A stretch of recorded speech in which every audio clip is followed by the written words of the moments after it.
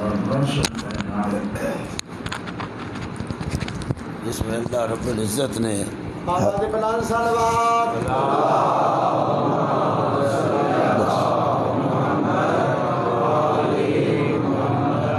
حضرت انسان کو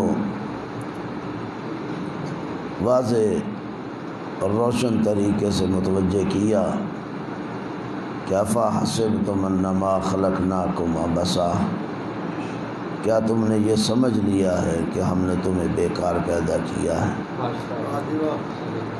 وَأَنَّكُمْ إِلَيْنَا لَا تُرْجَعُونَ، اور کیا یہ جان بیٹھے ہو کہ تمہیں لوٹنا نہیں ہے۔ ایک تو یہ کہ انسان بیکار نہیں ہے، اور دوسرا یہ کہ انسان کی واپسی ہے، یہ ہمیشہ کے لیے یہاں نہیں آیا، اسے یہاں دوام نہیں ہے، اسے ایک نہ ایک دن یہاں سے چلے جانا ہے، رخصتی اس کی لکھ دی گئی ہے، وہ موت قطعی جو اس کے حق میں لکھی گئی ہے، نہ ایک لمحہ آگے نہ ایک لمحہ پیچھے ہو سکتی ہے۔ اذا جاء اجلہم، جب وہ موت آتی ہے تو پھر ایک منٹ کے لیے آگے اور پیچھے نہیں ہوتی۔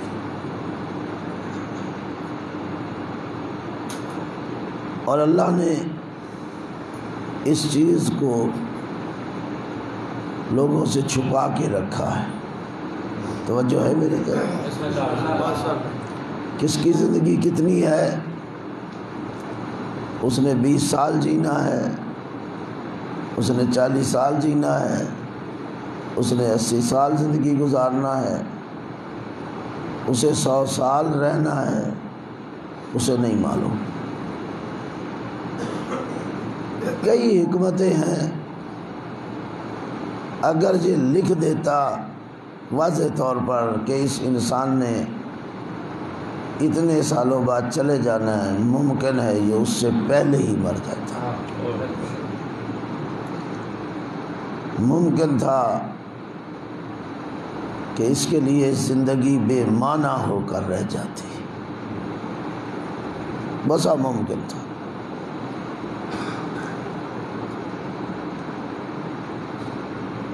چھپا کے رکھا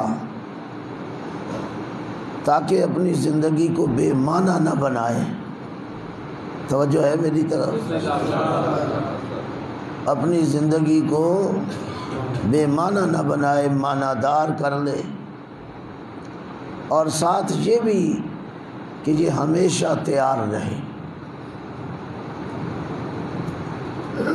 مولا کائنات کا جملہ ہے جو آپ کی خدمت میں ہدیہ کرنا چاہتا ہوں کہ امام فرماتے ہیں دنیا میں اس طرح رہو کہ جیسے تم نے ہمیشہ رہنا ہے، اور تیاری اس طرح رکھو کہ ابھی چلے جانا ہے۔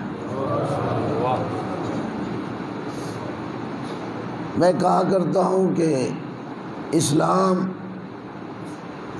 دنیا کو رخصت کر دینے کا نام نہیں ہے، اسلام دنیا سے تعلق توڑ دینے کا نام نہیں ہے، اسلام نام ہے اسی دنیا میں رہ کر اس کا ہو جانا۔ کمال یہی ہے کہ آپ اسی دنیا میں رہیں اور اسی میں رہ کے اس کے ہو جائیں۔ اکثر جملہ ہم نے سنا ہے کہ مولا کائنات نے 3 طلاقیں دے دیں،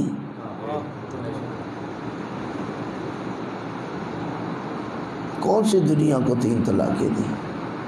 یقیناً دی، لیکن کسے 3 طلاقیں دی ہیں؟ کیا 3 طلاقیں دینے کے بعد علی ابن ابی طالب اس دنیا میں نہیں رہے؟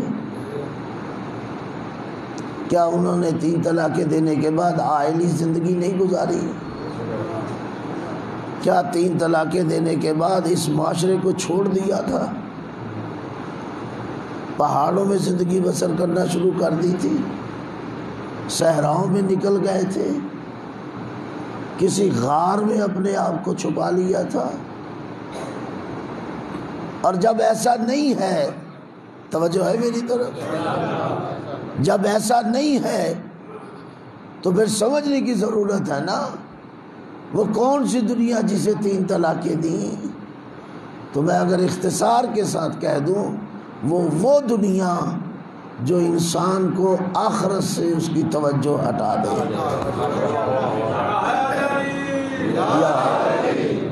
اللہ آپ کو سلامت رکھے۔ وَإِلَّا آپ دیکھ لیں کہ جتنے بھی حجج خدا آئے ہیں، جتنے بھی انبیاء آئے ہیں، جتنے بھی رسول آئے ہیں، جتنے بھی آئمہ علیہم السلام گزاری ہے، لوگوں کے ساتھ رہے ہیں، ہے یا نہیں؟ کسی نبی نے معاشرے کو چھوڑ کر زندگی نہیں گزاری، معاشرے میں رہ کے زندگی گزاری ہے۔ اور یہ بھی ایک پیغام دیا کہ دین اس کا نام نہیں ہے کہ آپ معاشرے کو چھوڑ جائیں، اور ساتھ یہ بھی پیغام دیا کہ دیکھو ہم زندگی گزار رہے ہیں اور یہ ناممکن نہیں ہے کہ آپ دین کی زندگی، دینی زندگی اس معاشرے میں رہ کے نہیں گزار سکتے، بلکہ اسی میں گزارنا ہے۔ اور شاید متوجہ ہوں، اسی بات کی طرف توجہ دلائی گئی کہ الدنیا مزرعۃ الآخرہ، دنیا آخرت کی کھیتی ہے، آخرت بنانی ہے تو اسی جگہ سے، کسی اور جگہ سے آپ کی آخرت نہیں بنے گی۔ آپ کی زندگی کا نتیجہ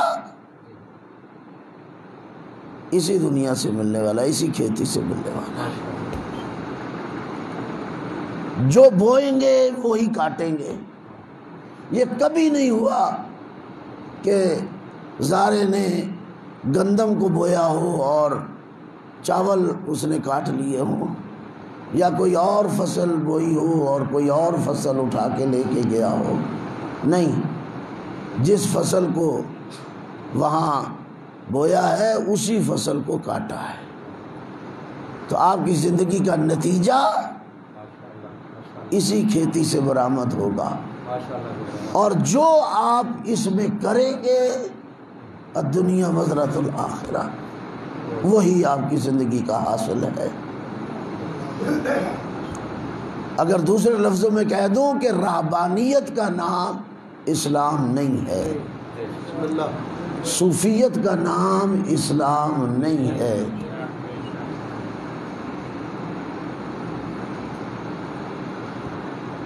رہبانیت کا تعلق اسلام سے نہیں ہے۔ ایک شخص ہے، سمجھ لیں جیسے بیلچا ہوتا ہے، اٹھا کے بازار کی طرف جا رہا ہے، مزدوری کے لیے جا رہا ہے، پیغمبر بیٹھے ہیں مسجد میں، کچھ لوگ پیغمبر کے ساتھ بیٹھے ہیں، اسے پہ نگاہ پڑی، باتیں کرنے لگ گئے، دیکھو عجیب آدمی ہے، ہٹا کٹا ہے، اللہ نے کتنی صحت دے رکھی ہے، کتنا اچھا وجود ہے، اور دنیا طلبی کے لیے جا رہا ہے۔ یہ ٹائم اس مسجد میں گزارتا، عبادت میں گزارتا، نمازیں پڑھتا، اس نے دنیا، جب یہ باتیں پیغمبر نے سنی نا تو پیغمبر نے جھڑک کے رکھ دیا۔ توجہ ہے میری طرف؟ کہا تمہیں کیا پتا ہے کہ وہ دنیا طلبی کا شکار ہے؟ اگر وہ اپنے لیے حلال رزق لینے جا رہا ہے، حصول کے لیے جا رہا ہے، تو یہ دنیا طلبی نہیں ہے، یہ عبادت ہے۔ اللہ آپ کو سلامت رکھے۔ اور میں نے یہی تو کہا تھا کہ عبادت ایک مفہوم کلی ہے، ایک وسیع مفہوم ہے، چند چیزوں کا نام عبادت نہیں ہے۔ پچھلی 2 مجلسوں میں بات چل چکی ہے۔ کہا اگر یہ اس لیے جا رہے کہ رزق حلال تلاش کریں تو یہ عبادت ہے۔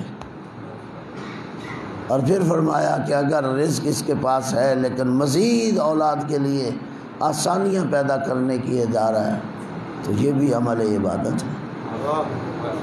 اور پھر فرمایا کہ اگر یہ بھی ہے تو پھر اس لیے جا رہا ہے کہ مزید حاصل کر کے غرباء، مساکین، یتیموں کے لیے ان تک پہنچائے تو یہ بھی تو عبادت ہے۔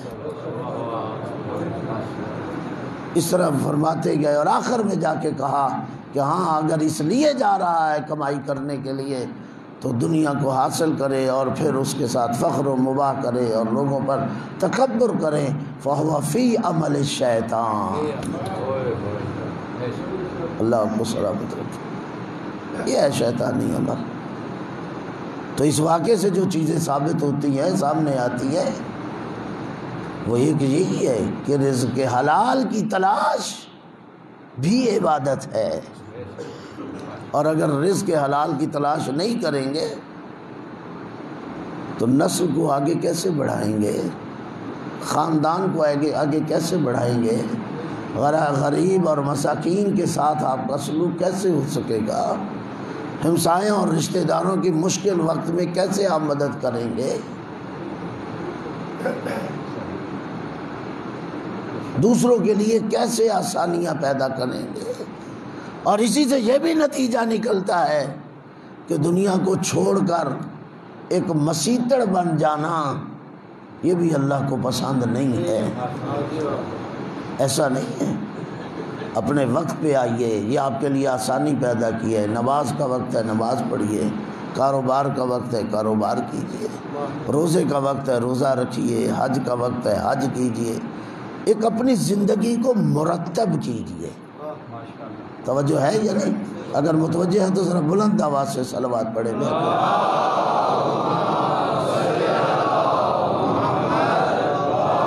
اپنی زندگی کو اس طریقے سے ترتیب دیجیے کہ آپ کا اٹھنا، بیٹھنا، جاگنا، سونا سارے کا سارا عبادت الہی میں آسان ہے۔ میں نے کل کہا تھا آپ کی خدمت میں کہ نیکی کا حصول بڑا آسان ہے اور برائی کا حصول اس سے کہیں مشکل تر ہے، لیکن اس کے باوجود کہ جو آسان ہے اسے ہم نے مشکل بنایا ہے، اور جو مشکل ہے اسے ہم نے اپنی زندگی کے لیے آسان کر دیا۔ کتنی آسان ہے، پوری رات جاگنے کی ضرورت نہیں ہے، اٹھو ایک دفعہ وضو کرو اور سو جاؤ۔ توجہ ہے یا نہیں؟ وضو کرو اور سو جاؤ، اللہ کہتا ہے تمہاری پوری رات عبادت میں لکھ دی جائے گی۔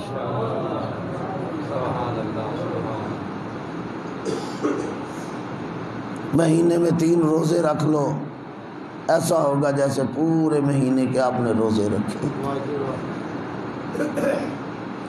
اگر اس نظریے کے ساتھ قرآن کی اس سورہ اخلاص کی 3 دفعہ تلاوت کر دو تو پورے قرآن کا ثواب تمہارے نامہ اعمال میں لکھ دیا جائے۔ کتنا آسان ہے یہ، مشکل ہے کہ 3 دفعہ سورہ اخلاص پڑھنا اور پورے قرآن کا ثواب،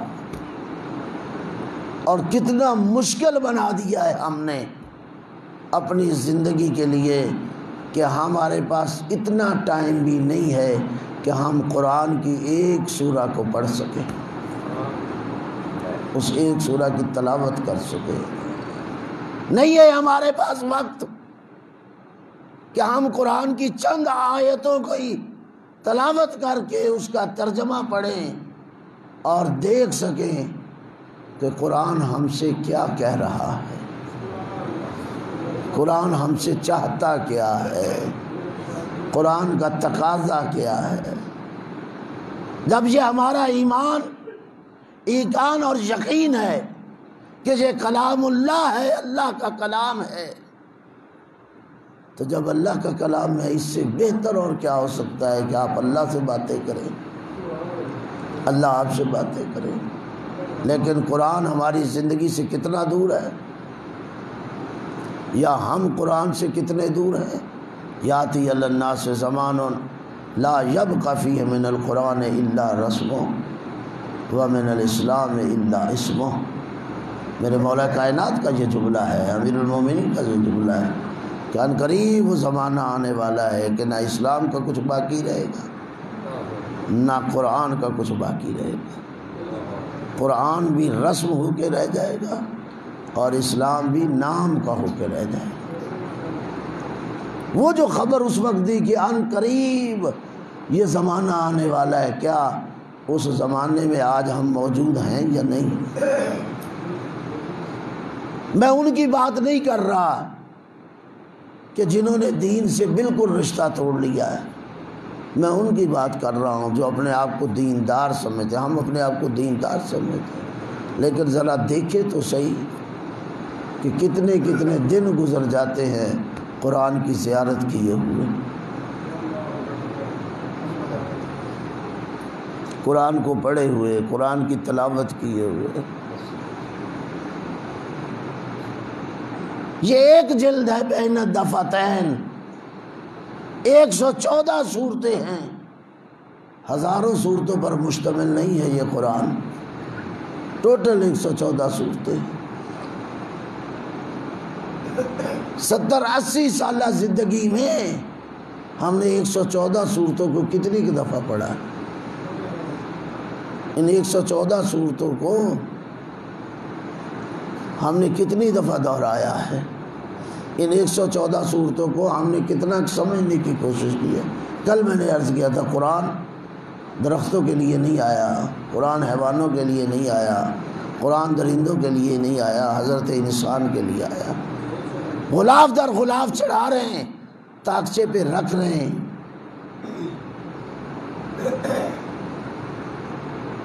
اس کے علاوہ ہم قرآن سے اور کچھ نہیں لے گئے۔ زیادہ زیادہ ہوا تو بچی کی شادی کر لی تو اس کے لیے قرآن خرید کے لائے، وہ بھی ترجمے کے بغیر۔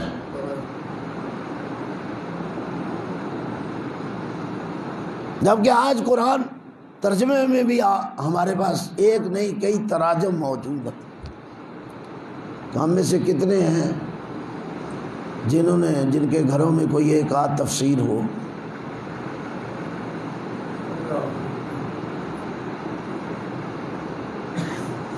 ممکن ہے کئی بڑی بڑی ایسی کتابیں جو ناولوں پر مشتمل ہوں، جو کہانیوں پر مشتمل ہوں، وہ کتابیں گھبرا تو نہیں گئے؟ ہمارے گھروں میں موجود ہوں اور ہم نے ان پہ کافی پیسے لگائے ہوں، لیکن 2-4 ہزار میں آنے والی کسی تفسیر کو خریدنے کی کوشش نہ کی گئی۔ حالانکہ چند کتابیں انتہائی ضروری ہیں، محبت فرمائیے گا، ہمارے ہر گھر میں ہونا چاہیے۔ سب سے پہلے قرآن، اور وہ بھی ترجمے والا، ایک آدھی تفسیر ہو جائے۔ توضیح المسائل کی ضرورت ہے۔ ظاہر ہے ہم نے روز نمازیں پڑھنی ہیں، روز طہارت کرنی ہے، روز وضو کرنا ہے،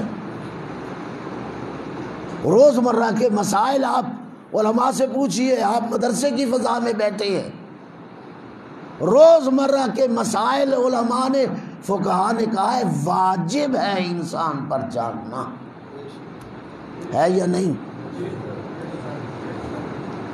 نہ بنیے عالم دین، نہ بنیے آپ مجتہد۔ اگرچہ ہماری قوم میں، پاکستان میں بہت مجتہد ہیں، شاید اتنے عراق میں بھی نہ ہوں، ہاں جی، ایران میں بھی نہ ہوں۔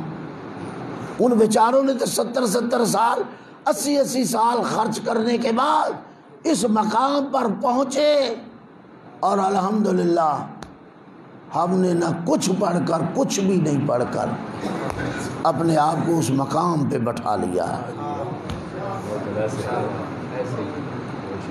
اگر احیاناً 2 آیتیں ہمیں آ گئیں، 2-4 حدیثیں آ گئیں، اگر 2-4 تاریخی واقعات ہم نے یاد کر لیے تو اب ہم علامہ بھی ہیں، اب ہم فہامہ بھی ہیں، اب ہم حجت الاسلام بھی ہیں، اب ہم مجتہد اعظم بھی ہیں، اب ایک ایک عالم دین کی آنکھوں میں آنکھیں ڈال کے گفتگو کر سکتے ہیں، اور ہم 1 منٹ سے پہلے ثابت کر سکتے ہیں یہ مولانا فاسق اور فاجر ہیں۔ 1 منٹ سے پہلے بتا سکتے ہیں ان مولانا کا اہل بیت سے کوئی تعلق نہیں ہے۔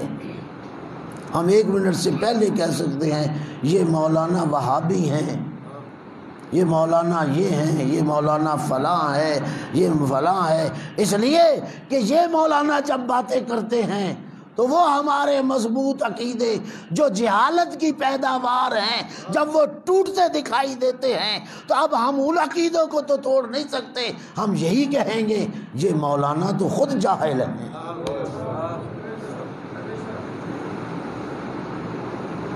کل میں نے عرض کیا تھا، کل کی مجلس میں،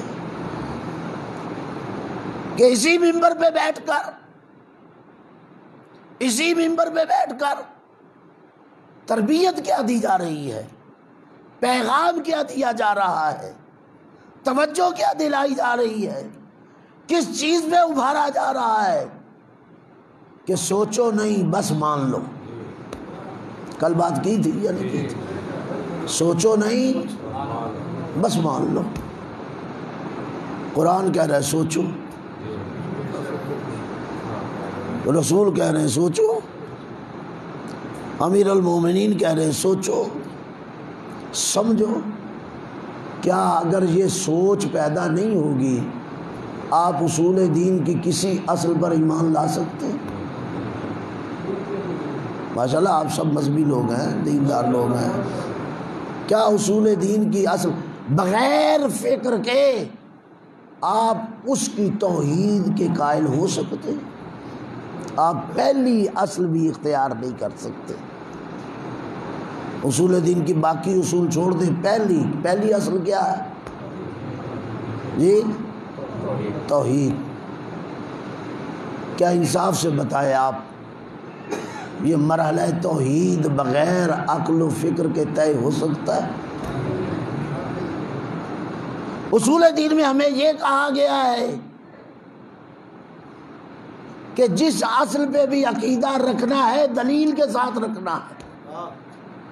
کہا گیا یا نہیں کہا گیا؟ توجہ کیجئے، دلیل کے ساتھ رکھنا ہے۔ آپ کے پاس دلیل ہونا چاہیے، وہ دلیل چھوٹی ہو یا بڑی ہو اس سے کوئی فرق نہیں پڑتا، دلیل آپ کے پاس ہونی چاہیے اور وہ دلیل آپ کے علم کے مطابق ہو، آپ کی فکر۔ اسلام اس دلیل کو قبول کرے گا۔ آپ سے اگر پوچھا جائے آپ خدا پر کیوں ایمان رکھتے ہیں، آپ کے پاس جواب ہونا چاہیے، کیا دلیل ہے آپ کے پاس؟ آپ انبیاء پر ایمان رکھتے ہیں، آپ کے پاس چھوٹی یا بڑی ایک دلیل ہونا چاہیے جس دلیل کی بنیاد پر آپ انبیاء پر ایمان رکھ۔ توجہ ہے؟ غور فرما رہے ہیں یا نہیں فرما رہے؟ ذرا بلند آواز سے صلوات پڑھیے۔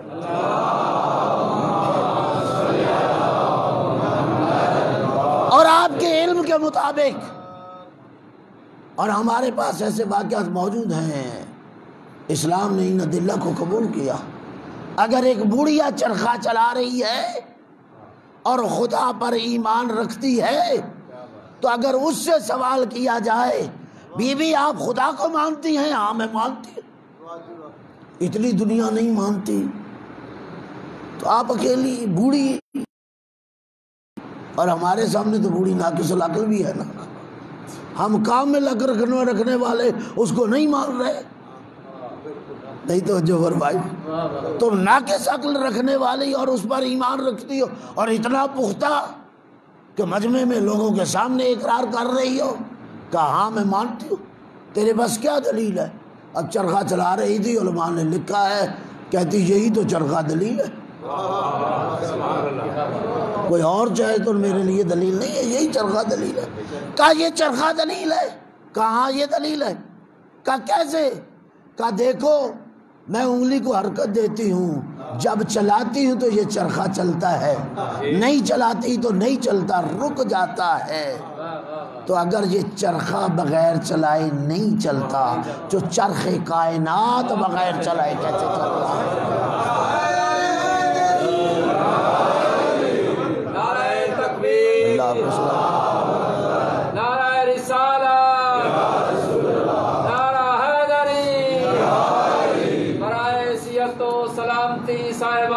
محراب و ممبر صلوات اللہم صلی علی محمد وعلی۔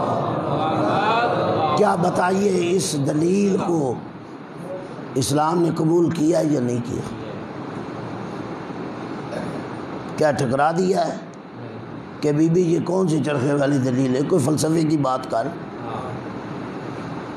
ہاں جی، کوئی سائنس کے حوالے سے بات کر، کوئی کسی علم کے ذریعے بات کر۔ یہ آپ تو نے ہمارے سامنے چرخا نہیں کہا، اس کے لیے یہی دلیل کافی ہے، اور اسی کے دلیل کے ذریعے اس کا ایمان ہم قبول کرتے ہیں۔ اور لیکن جب علی سے کسی نے سوال کیا کہ مولا آپ خدا کو تسلیم کرتے ہیں، کیا دلیل ہے آپ کے پاس؟ اب علی نے بڑھیا والی دلیل نہیں دی، نہیں غور فرمایا۔ جو دلیل بڑھیا کے لیے بن رہی تھی نا، علی کے لیے وہ دلیل نہیں ہے۔ علی نے اپنے مطابق دلیل دی، عرفت ربی بفسخ العظائم، میں نے اپنے خدا کو اپنے ارادوں کے ٹوٹنے سے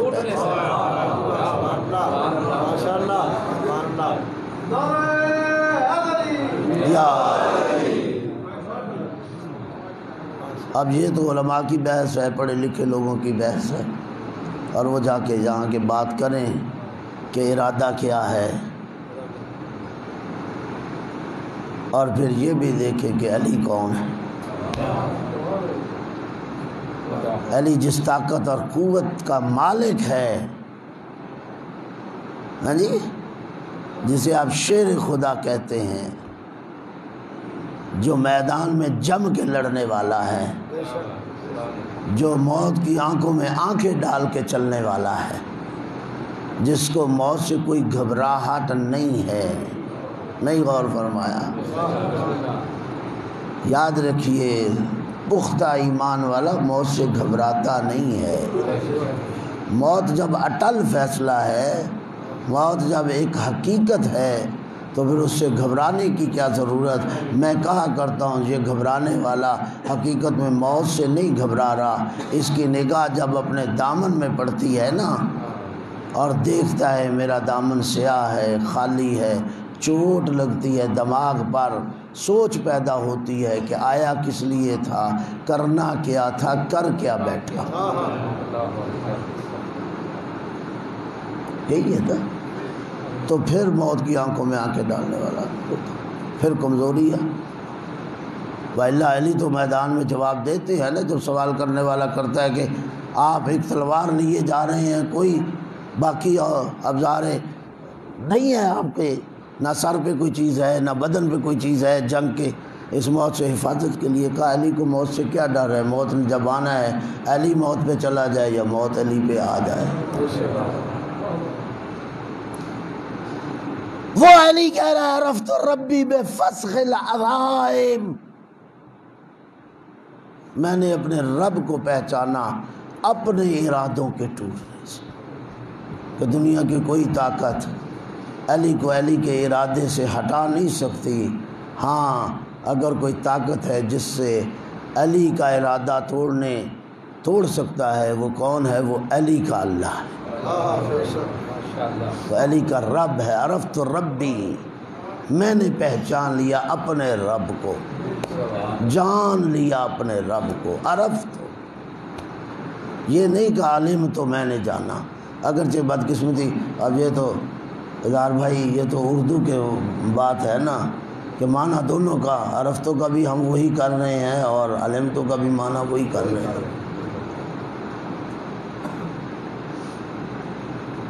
میں نے پہچان لیا اپنے رب کو اپنے ارادے سے اپنے ارادے کو۔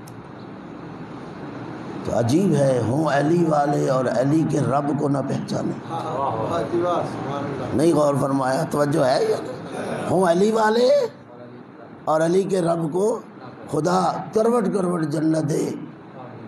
علامہ طالب جوہری کو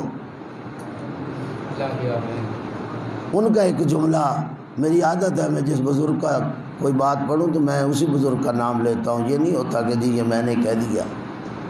انہوں نے بڑے پیارے انداز سے ایک بات کہی، کہا مجھے نصیری پسند نہیں، پھر خود جواب دیتے کیوں پسند نہیں؟ مجھے نصیری پسند نہیں، انہوں نے فرمایا اس لیے پسند نہیں کہ وہ میرے علی کے اللہ کو نہیں مانتے۔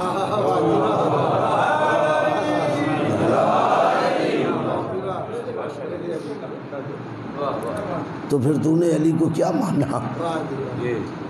اگر علی کے رب کو نہیں پہچانا، اگر علی کے آقا کو اور مالک کو نہیں پہچانا، علی بھی تو نمازیں پڑھتا تھا نا، علی بھی تو روزے رکھتا تھا، علی حج کرتا تھا، علی زکوٰۃ دیتا تھا، علی جہاد کرتا تھا، علی امر بالمعروف کرتا تھا، علی نہی عن المنکر کرتا تھا۔ اگر علی یہ سارے کام کرتا ہے تو پھر بتاؤ علی کو ان کی چیزوں کی ضرورت تھی یا نہیں؟ پڑھتے تھے نماز یا نہیں؟ رکھتے تھے روزہ یا نہیں؟ کرتے تھے حج یا نہیں؟ دیتے تھے زکوٰۃ یا نہیں؟ امر بالمعروف کرتے تھے، نہی عن المنکر کرتے تھے۔ اگر یہ اعمال کرتے تھے تو پھر میں سوال کو بدل رہا ہوں، علی جو نماز پڑھتے تھے، نماز کی ضرورت تھی علی کو؟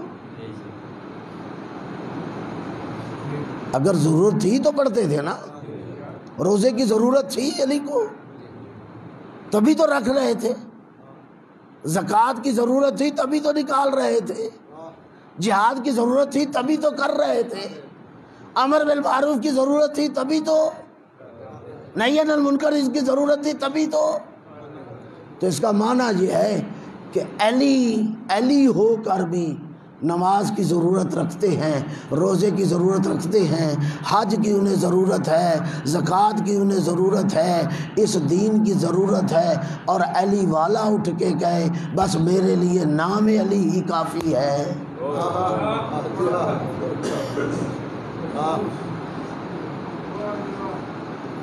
اگر علی ہو کر نماز کی ضرورت ہے تو پھر تجھے نماز کی ضرورت کیوں نہیں؟ تجھے روزے کی ضرورت کیوں نہیں ہے؟ تجھے حج کی ضرورت کیوں نہیں ہے؟ اب تو الحمدللہ تبدیلی آ گئی، بہت تبدیلی آ گئی ہے، لوگ ماشاءاللہ مومنین اب حج پہ بھی جا رہے ہیں، زکوٰۃ بھی نکال رہے ہیں، خمس بھی ادا کر رہے ہیں، نمازیں بھی پڑھ رہے ہیں۔ نہیں تو ایک وقت تھا، وہ کوئی زیادہ وقت دور نہیں گزرا کہ ہمارے پر تہمت یہ ہوتی تھی شیعہ کا نماز سے کیا تعلق؟ ہمارے یہ مندرہ والے کے بیٹے ہیں امیر حسین، یہ جٹ فیملی سے ہیں، چودھری فیملی سے ہیں، ان کے سامنے کہہ رہا ہوں ان کے گاؤں کی بات کہ ایک بندہ چودھری رحمت علی خدا انہیں جنت میں جگہ دے، جنہوں نے مندرہ والا میں شیعت پھیلائی، ان کے پاس فقط اس بات پہ آیا چودھری جی بونو شیعہ کر لو۔ سنیں گے تو جو ہے چودھری جی بونو شیعہ کر لو۔ انہوں نے کہا کیوں بھائی کیا بات ہے؟ چودھری بونو شیعہ کرو۔ کہا کیوں بھائی کیا بات ہے، کیوں شیعہ ہونا چاہتے؟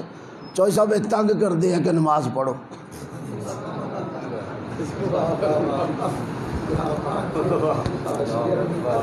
کوئی بات سمجھ آئی ہے؟ یہ کوئی میں بناوٹی میں بات غلط کر رہا ہوں؟ آپ کے گاؤں کی بات ہے یا نہیں؟ یعنی یہ یقین دلایا گیا تھا کہ اگر نمازیں نہیں پڑھنا چاہتے، روزے نہیں رکھنا چاہتے، حج نہیں کرنا چاہتے، اگر کوئی دین کا کام نہیں کرنا چاہتے تو شیعہ بن جاؤ۔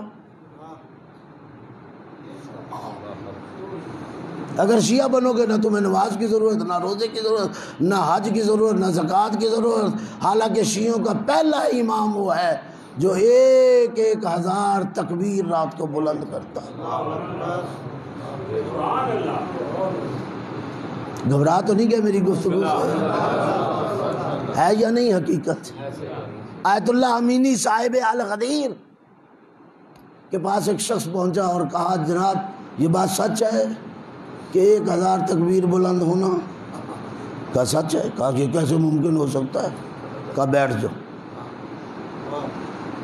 یہ ہے شیعہ۔ کہا بیٹھ جاؤ، اور نمازیں پڑھنا شروع کر دیں علامہ امینی نے۔ کہا بس دیکھتے رہو۔ 1000 تکبیر علامہ امینی نے عملاً کر کے دکھلائی۔ کہا یہ تو میں کر سکتا ہوں، میرا علی تو اس سے بھی آگے۔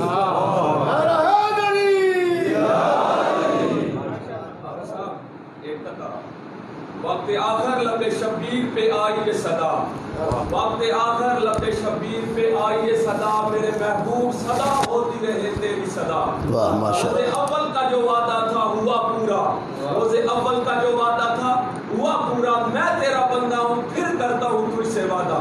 کون سا وعدہ؟ مولا فرماتے ہیں ہر دور میں تیرے اسلام کو غازی دے گی، میری مجلس تیری مسجد کو نمازی دے گی۔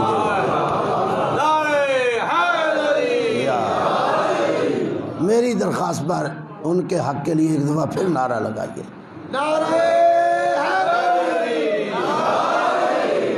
لیکن ہم تو عجیب لوگ ہیں، ہم تو مسجد اور مدرسے اور امام بارگاہ ان کو ایک دوسرے کے دشمن سمجھ رہے ہیں، ایسے حالات پیدا کر دی۔ مسجد سے کوئی تعلق نہیں، مدرسے سے کوئی تعلق نہیں، امام بارگاہ والے ہیں علیحدہ، وہ علیحدہ ہیں، مسجد والے ہیں وہ علیحدہ ہیں، مدرسے والے وہ ہیں علیحدہ۔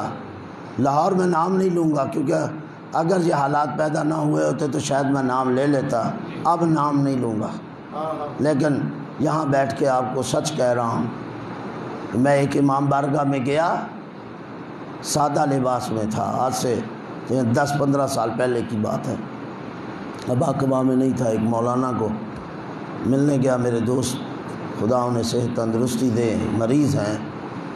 جب ان کو ملنے گیا مسجد میں نماز پڑھی تو میں ساتھ ہی امام بارگاہ کی طرف نکل گیا، مجھے امام بارگاہ بڑا اچھا لگا، تو وہاں کچھ نوجوان بیٹھے تھے، باتیں چل پڑیں، میں نے کہا بڑی آپ نے اچھی امام بارگاہ بنائی ہے اور بڑی اچھی مسجد بنائی ہے، تو وہ کہتے صوفی صاحب ہمارا تو بس نہیں چل رہا، وَإِلَّا ہم اس مسجد کی اینٹ نہ رہنے دیں، یہ قتل گڑھا یہاں بنا کے رکھ دیا۔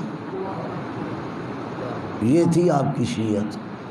الحمدللہ اب تبدیلی ہے، اب بڑی تبدیلی ہے، اب نمازی لوگ ہیں وہ کر کہتے تھے اگر زکوٰۃ نہیں دینا چاہتے نا شیعہ بن جاؤ، اگر چاہتے ہو تمہاری زکوٰۃ بینک میں نہ کاٹی جائے تو جاؤ فارم بھر دو کہ تم شیعہ ہو۔ اور اگر آج پاکستان کے بینکوں کی پڑتال کی جائے تو آپ کو اس بینکوں کی نگاہ سے پتہ چلے گا کہ پاکستان کا سب سے بڑا مسلک وہ شیعہ ہے، کثرت کے اعتبار سے۔ بڑے لوگ ہیں جو دوسرے مسلک سے تعلق رکھتے ہیں اور فارم جمع کرائے ہیں کہ ہم شیعہ زکوٰۃ سے بچ جائیں، اور یہ بہت بڑا الزام لگایا کہ شیعہ زکوٰۃ نہیں دیتے۔ او بھائی شیعہ زکوٰۃ دیتے ہیں، حقدار کو دیتے ہیں اور حقدار تک پہنچاتے ہیں۔ اگر یہ اسلامی ریاست ہوتی، اگر فقہا بیٹھے ہوتے تو ہم اسی طرح بینکوں میں بھی زکوٰۃ دیتے، چونکہ ہمارا ایک سسٹم ہے مذہب اور مسلک کا، اس سسٹم کے ساتھ ہم چلتے ہیں۔ فقط ہمارے ہاں زکوٰۃ اور خمس نکالنا ہی واجب نہیں ہے، جو جگہ بتائی گئی ہیں اس نکالے ہوئی زکوٰۃ اور خمس نکالے ہوئے کو ان جگہوں تک پہنچانا بھی واجب ہے۔ گھبرا تو نہیں گئے میری گفتگو؟ یہی نہیں ہے کہ آپ زکوٰۃ نکالیں، یہی نہیں ہے کہ آپ خمس نکالیں، نہیں، جب نکالا ہے تو اس کا وجوب علیحدہ ہے، اور جہاں خرچ کرنا ہے اس زکوٰۃ کو، جہاں جا کے دینا ہے اس خمس کو، وہاں پہنچانا بھی آپ پر واجب۔ یہ تشیع، قتل گڑھا، یہ کس نے ان کی فکر میں ڈالا؟ یہ قتل گڑھا حافظ آباد ضلع ہے، اس وقت تحصیل تھی جبکہ میں آپ کو بات سنا رہا ہوں۔ ذرا صلوات پڑھ دیجئے بے حق محمد وآل محمد۔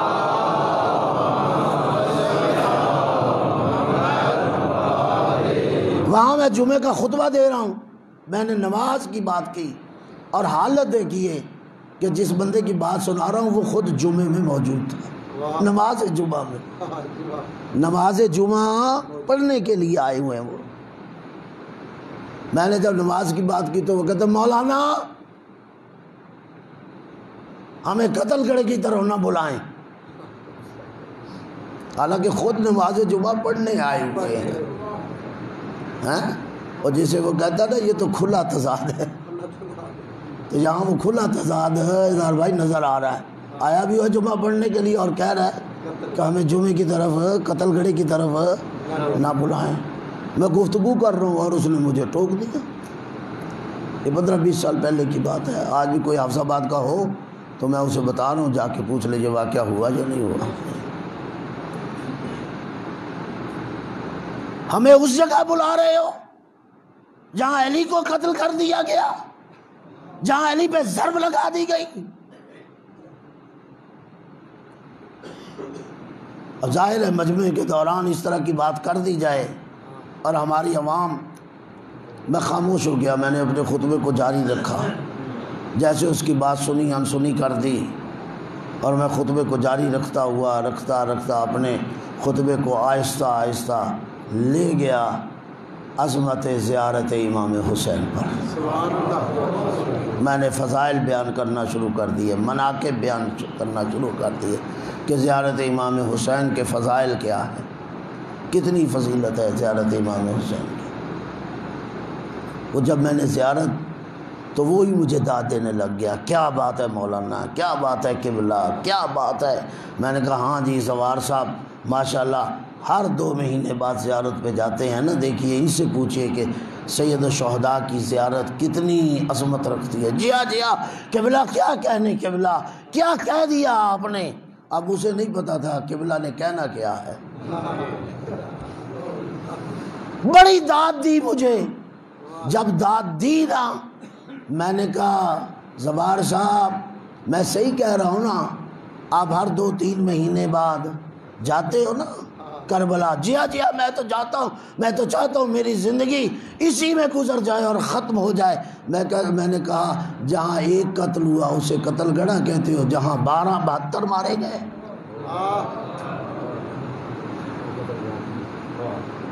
پھر وہاں بھی نہیں جانا چاہیے آپ کے فلسفے کے مطابق.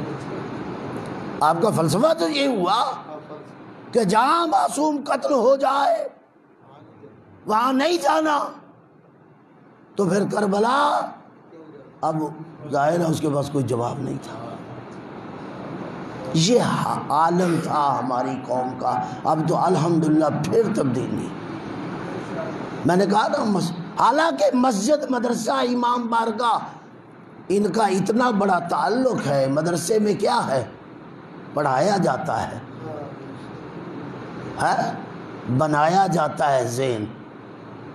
یہی ہے نا، مسجد میں اسی ذہن کو جھکایا جاتا ہے، امام بارگاہ میں اسی ذہن کو دکھایا جاتا ہے. کوئی اور شے تو نہیں ہے. ہمارے ہاں تو مسجد امام بارگاہ مدرسے کا جوڑ بہت زیادہ ہے. بہرحال بہت زیادہ ٹائم ہو گیا، معذرت میں. پھر انشاءاللہ بات آگے بڑھ جائے گی. میرے دوستو، اس اسلام کو سمجھنے کی کوشش کیجئے، اس دین کو، اس پیغام کو سمجھنے کی کوشش کیجئے. اس محرم کو سمجھیے، عاشورہ محرم کو سمجھیے. یہ 10 دن بالخصوص جو عزاداری ہے مظلوم کربلا کی، یہ جو ذریعہ ہدایت ہے، اس ذریعہ ہدایت کو وسیلہ نجات بنانا ہے اور نجات لینا ہے. اس سے بڑا درس ہمارے پاس اور نہیں ہو سکتا. اور زندگی کے لیے، اس کی رہنمائی کے لیے کربلا سے بڑا اور درسگاہ ہمارے لیے نہیں ہے. تو کربلا پہ نگاہ دوڑائیے نا. اس دین کو بچانے کے لیے کتنی بڑی قربانی دینا پڑا. میں مسلسل ثانیہ زہرا کی گفتگو آپ کی خدمت پہ کر رہا ہوں 2 دن سے. آج بھی دل چاہتا ہے اسی بی بی کے کچھ مصائب آپ کی خدمت میں بیان کروں. جب لایا گیا نا میرے مولا کو زخمی حالت میں گھر، 19 ماہ رمضان کو لگ گئی نا ضرب، اور جب سر شگافتہ ہوا، آواز بلند ہوئی، شہزادے دوڑے، باپ کو چادر میں ڈالا، لے آئے گھر کی طرف. جب گھر کے قریب پہنچے ہیں تو زخمی حالت میں علی ابن ابی طالب نحیف آواز میں کہہ رہے ہیں، حسن بیٹا، حسین بیٹا، میری بات سنو نا. ہاں بابا کیا بات ہے، مجھے یہاں رکھ دو. رکھ دیا گیا۔ ہاں بابا بتائیے، کہا ان لوگوں کو کہو واپس چلے جائیں، اجرکم اللہ، اللہ آپ کی عبادت قبول کرے۔ کہا انہیں کہو واپس چلے جائیں۔ بابا یہ آپ کے انصار ہیں، آپ سے محبت کرتے ہیں، آپ سے پیار کر رہے ہیں، انہیں کہہ دیا جائے چلے جائیں۔ ہاں بیٹا انہیں کہو چلے جائیں۔ کیوں بابا؟ کہا تو جانتا نہیں ہے جب مجھے زخمی حالت میں گھر لے کے جائے گا، اندر تیری جوان بہنیں ہیں، تیرا بابا علی برداشت نہیں کرتا کہ میری بیٹیوں کی رونے کی آواز۔ اجرکم اللہ، اللہ آپ کی عبادت قبول کرے۔ میں علی گوارہ نہیں کرتا، میں کہوں گا ایک علی ہے وہ جو گوارہ نہیں کرتا، اور دوسرا علی ہے معلوم نہیں کیسے گزرتا۔ جب اس علی سے پوچھا گیا کہ بتائیے سب سے زیادہ تکلیف، تو ایک شہر کا 3 دفعہ نام لیا نا، اشا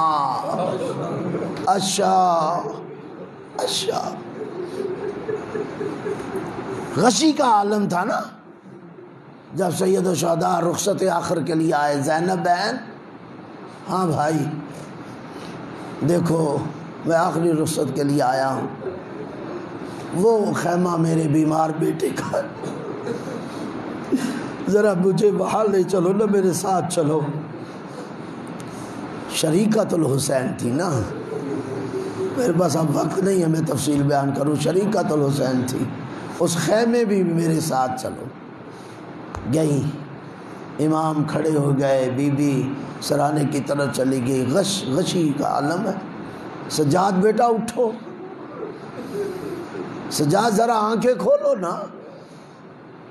سر پہ ہاتھ پھیرا، جب سجاد کی آنکھیں کھلی تو کیا دیکھا؟ زخمی باپ کھڑا، اجرکم اللہ، زخمی باپ کھڑا ہے۔ فوراً کہا اے بابا، چچا عباس کہاں ہے؟ اے بابا بھیا اکبر کہاں ہے؟ بابا حبیب ابن مظاہر، مسلم بن عسجہ، ایک ایک کا جواب دیتے گئے، مارے گئے مارے گئے مارے گئے۔ سجاد پوچھتے رہے، آخر حسین نے کہا بیٹا اب اتنا ہی سن لو، یا تو رہ گیا ہے یا میں رہ گیا۔ اجرکم اللہ، اللہ آپ کی عبادت قبول کرے۔ بیٹا یا تو رہ گیا ہے یا میں رہ گیا ہوں۔ کب پھپھی اماں اب میرے بابا کی غربت کی یہ حالت ہو گئی ہے، ذرا مجھے تلوار دیجئے۔ قبضہ تلوار پہ ہاتھ رکھا، میں بابا کے ساتھ چلتا ہوں، بس اس جملہ سنانے کے لیے میں یہاں لایا ہوں۔ میرے مولا نے کہا سجاد اگر تو یہاں میرے ساتھ چلا گیا تو کل پھوپھیوں کے ساتھ شام و کوفہ کے بازاروں۔ اجرکم اللہ، اللہ کی عبادت قبول کرے۔ وہاں کون جائے گا؟ آسان نہیں تھا، یہ مرحلہ آسان نہ تھا۔ یہ پوچھو ذرا سجاد سے یا اس بی بی سے جس کے بارے میں کہہ رہے ہیں حسن بیٹا مجھے رکھ دو، میں برداشت نہیں کرتا ان کے رونے کی آواز۔ دوسرا یا تیسرا دن تھا کہ زخمی حالت میں پڑے ہیں، حسین وارد ہوئے، بیٹا تیری بہن زینب کہاں ہے؟ سنے کہ جملہ، کہا بیٹا تیری بہن زینب کہاں ہے؟ رو پڑے حسین۔ کہا بیٹا روتا کیوں ہے؟ رو کے کہا بابا تیری پشت پہ تو کھڑی ہے۔ میں پڑھ گیا، آپ سن گئے۔ وہ بی بی جو باپ کے سامنے کھڑے ہونے سے شرماتی تھی، گھبراتی تھی، جو باپ کے سامنے نہیں کھڑی ہو سکتی تھی، ذرا سوچو تو شام کے بازاروں اور کوفہ کے دربار اس بی بی کو کھڑا ہونا پڑے بازاروں اور چوکوں میں۔ کہا زینب ذرا آؤ نا سامنے، سنیں گے جملہ؟ کہا زینب ذرا سامنے آؤ نا۔ سر جھکائے ہوئے آہستہ آہستہ قدم اٹھاتے بی بی باپ کے سامنے آ کے کھڑی ہو گئی، خاموش۔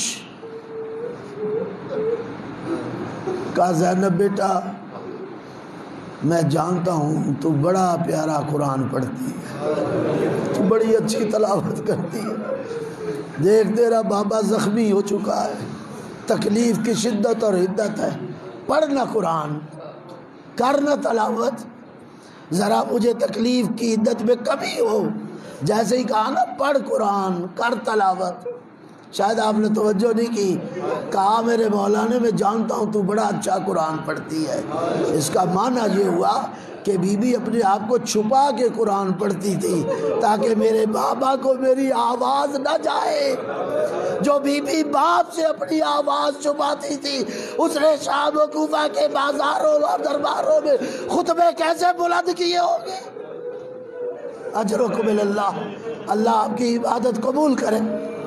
کا کرنا تلاوت، پڑھنا قرآن، جیسے ہی میرے مولا نے کہا نا کر تلاوت اور پڑھ قرآن، علماء نے لکھا ہے بی بی کا بدن کانپنے لگا، ایک رنگ آنے لگا، ایک رنگ جانے لگا۔ سید الشہداء آگے بڑھے، ہاتھ باندھ لیے، بابا اپنا حکم واپس لے لیجیے، میری بہن آپ کے سامنے قرآن نہیں پڑھ سکتی۔ اجرکم اللہ، جو بی بی باپ کے سامنے قرآن پڑھتے شرماتی تھی، جلا ہوا خیمہ، مارے گئے سارے، چند بیویاں، میں ایک جملہ اپنی طرف سے نفسیاتی کہنا چاہتا ہوں، چند بیویاں جلے ہوئے خیموں کی خاک کے آگے کھڑی ہیں، اور ان بیویوں کے آگے زینب عباس بن کے کھڑی،